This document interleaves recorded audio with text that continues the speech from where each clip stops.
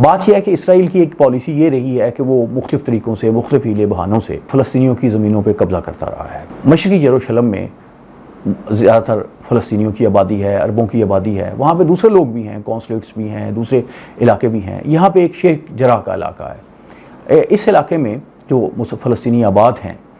ان کو قانون کے ذریعے، کورٹس کے ذریعے بے دخل کیا جاتا رہا ہے۔ ابھی بھی ایک خطرہ پیدا ہو رہا تھا کہ وہاں پہ جو فلسطینی موجود ہیں انہیں بے دخل کر دیا جائے گا۔ مسجد اقصیٰ میں عبادات کر رہے تھے جو اسلامی دنیا کا تیسرا مقدس ترین مقام ہے، تو یہاں پہ اچانک وہ اسرائیلی جو فوجی ہیں وہ گھس آئے، اسرائیلی سپاہی گھس آئے، انہوں نے لاٹھیاں برسائیں، انہوں نے آنسو گیس پھینکی، انہوں نے گرنیڈ پھینکے اور بے شمار لوگوں کو 300 کے قریب جو فلسطینی ہیں وہ زخمی ہوئے، اور وہاں پہ ایک مقدس ترین جو مقام ہے اس کی بڑی برے طریقے سے بے حرمتی کی گئی، اور اس کی حرمت کا کوئی بالکل خیال نہیں رکھا گیا، اور اس بات کا خیال نہیں رکھا گیا کہ اس سے پوری دنیا کے جو مسلمان ان کے جذبات مجروح ہوں گے۔